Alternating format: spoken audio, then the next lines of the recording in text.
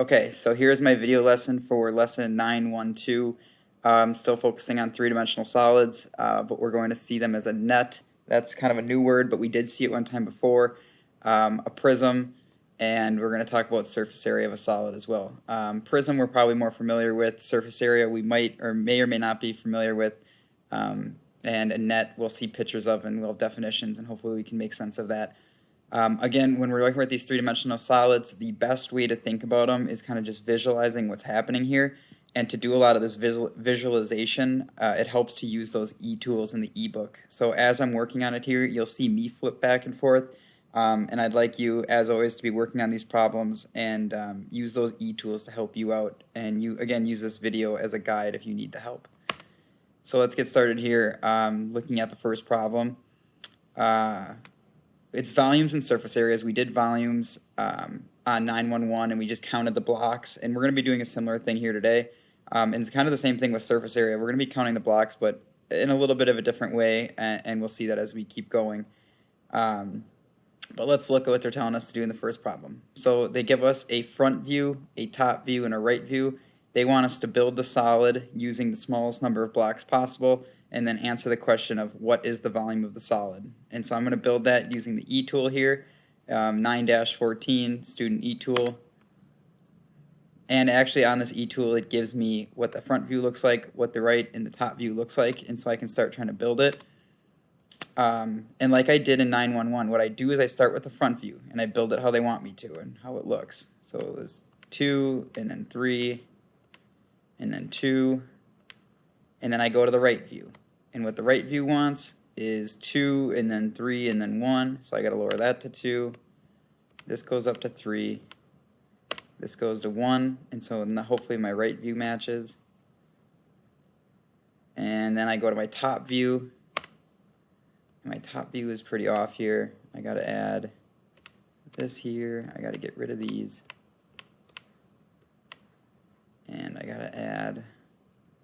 to get rid of these.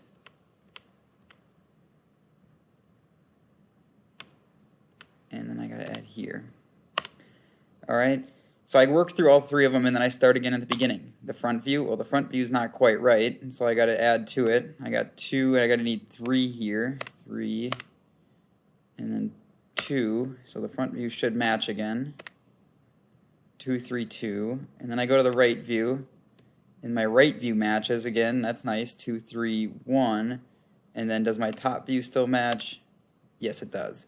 Alright, and so again, what I did, I worked front, right, top, and then I started again at the front, and then I keep working around until hopefully it gets to be what I want it to be, and I believe this is what it can look like with the fewest number of blocks. Okay, so then I can go back and I can start answering my questions in my book here.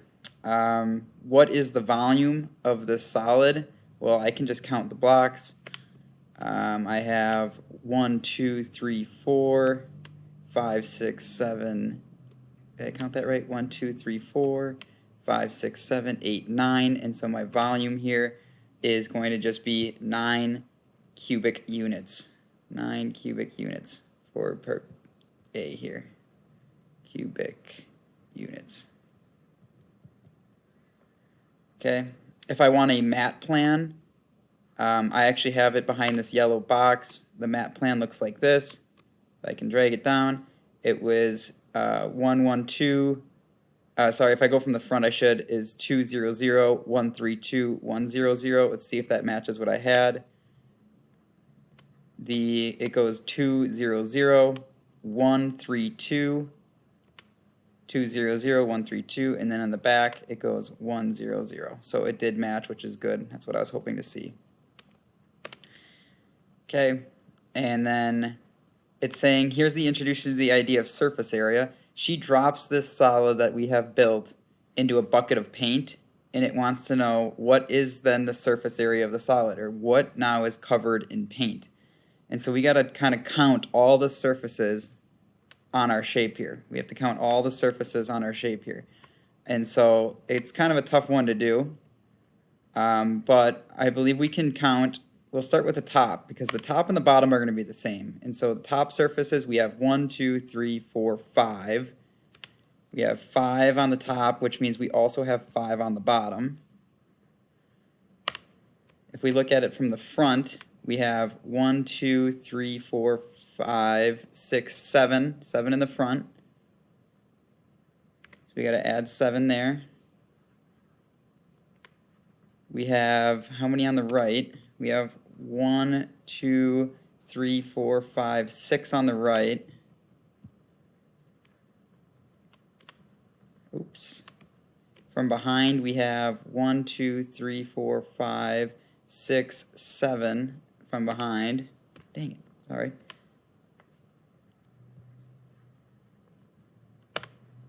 And then from the left we have 1, 2, 3, 4, 5, 6 spaces on the left. Hopefully if I add this all up I get my answer here. I get 5 plus 5, which is 10, 10 plus 7 is 17, 17 plus 6 is 23, 23 plus 7 is 30, and 30 plus 6 gives me 36. And so my surface area is 36, and this is going to be units squared because it's a type of area. And there I have my surface area. And I know 36 is correct because I've seen our answers here and I've worked through this before. 36 is the right answer. And again, all I did for surface area, the idea of surface area was count all the surfaces on my shape. And how I started, I counted the tops and I said the top is always going to be the same as the bottom. So I added that. I said it was 5 and I added another 5. And then I just counted all the surfaces. I counted the front ones, I counted the right ones, I counted the back ones, and I counted the left ones. So I made sure I accounted for all the surfaces, and I just added them all up and said that was my surface area. All right, we'll go on to 9-15, and we're going to be introduced to the idea of a net. Okay, so we've drawn these three-dimensional shapes as a mat plan, and we've built them on the eTools, and we've seen them as like the side views and the top views. Now we're going to also introduce this idea of a net. We saw this one time before when we were talking about rolling dice. We saw a net of a dice cube, but this is going to be a net of a three-dimensional solid. All right, and it's really just focusing on this right here. And really what it's doing is it's taking a solid and it's breaking it down almost like if it was a cardboard box and you broke it down and so that each side was flattened. Okay, and it says, with your team, predict what the three-dimensional solid will look like if you folded it back up. All right, and it's saying assume that the shaded region, the shaded squares here, make up the base. And so what we actually have then is a base that is 2 by 3, and if we started folding its sides back up, we would have a height. We would have a height of 3 as well. And so I'll try my best to draw this for A, but it's going to be tough for me. We would have this base that was 2 by 3, and so it was 2 by 3 base, and then it would have this height that would be a height of, it's not too bad, that would be a height of 3 if you folded everything back up. By no means perfect, but it's just kind of a rectangular prism here, 2 by 3 base, and then this height right here, and I could mark it on here as well. This is a 2 by 3 base, and then this height right here is 3. Okay. B we're going to skip because we don't have the resource page, and we're not going to cut it to see it. We're just going to trust that we're doing it right. And now it wants us to build this shape and then make a mat plan for it. So I'm going to go to the eTool and build it. I'll go back to the book. This next one, 9-15. And then it says build it here, so 3D blocks is the one you would click. And like I said, if I go back to it, it has a 2 by 3 base and a height of 3. So if I want to build that, I need a base that is 2 by 3, and then it needs to have a height of 3. Well, it's already at 1, so I just need to add 2 more layers to it. And this would be my shape here. 2 by 3 base, 2 by 3 base, and then a height of 3. And if I want to make a mat plan of this, I have to say that, well, this is the front, this is the right, and like I had it on mine, this one had a height of 3, a height of 3, a height of 3. They were all a height of 3. And as you can see, that is 2 by 3. So it's a 2 by 3 with a height of 3, and I have my mat plan for it. We did this in 911. It's saying, what is the volume of this solid? Well, we can just count the number of blocks, and so we could do volume by saying 3 plus 3 plus, oh, this says 2, it should be 3. 3 by 3 by 3 is, so 3 plus 3 is 6, plus 3 is 9, plus 3 is 12, 15, 18, and so 18 would be my volume. I want to erase that quick, that doesn't look good.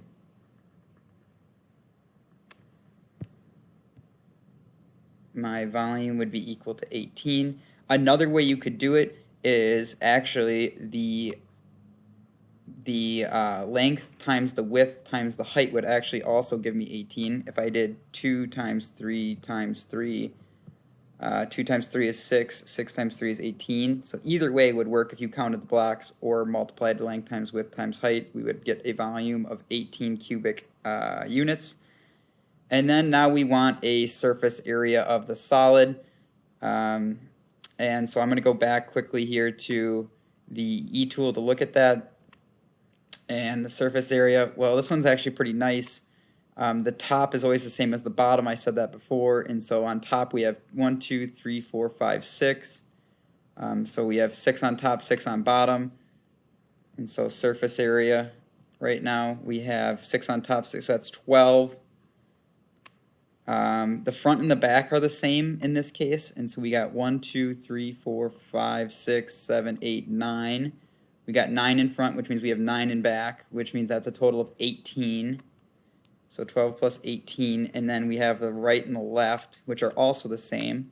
So you have 1, 2, 3, 4, 5, 6 on right, which means you have 6 on the left, which gives you another 12.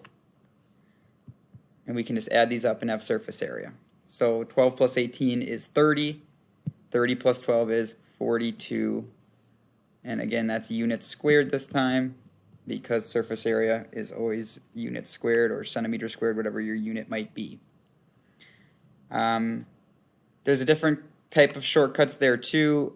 You could have maybe also done, since this is like a square on the front, you could have done 3 times 3 to give you 9 in the front. Instead of counting them, you could have maybe multiplied. But I like the shortcut of doing, like, when you have a prism like this that's exactly the same. The front's the same as the back, the top's the same as the bottom, and the right is the same as the left. I always like using that one. All right, let's move on here, see how far we can get in the next problem.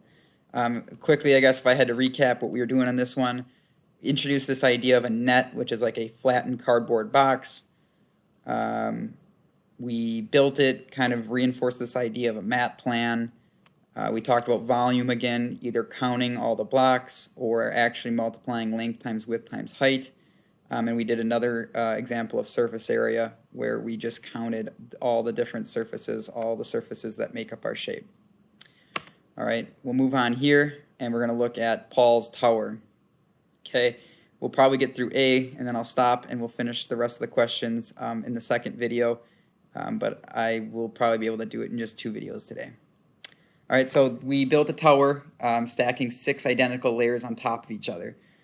It wants to know the volume of Paul's tower here, the volume of the tower, and also the surface area for part B, but we'll start with volume here. So what we're going to do here is we're going to say, well, each layer is the same, so if we find the volume of the first layer, we can just multiply that by 6 to get the volume of the whole thing. All right, and so the volume of the first layer is just the number of blocks, so 1, 2, 3, 4, 5, 6, 7. And that is going to be multiplied by 6 because there are 6 layers to it. All right, I just imagine like that's just getting stacked. This same thing is getting stacked 6 more times, and so you're just going to keep adding 7 blocks 6 more times. And you should have a volume of his tower being 42 units cubed. Okay. There it is too. We built it, or we found the volume without having to actually build it. We just took that first layer, multiplied it by how many layers there are. All right, we'll finish B, C, D, or just B, C in the next video, and we'll finish 17 and 18 in the next video too.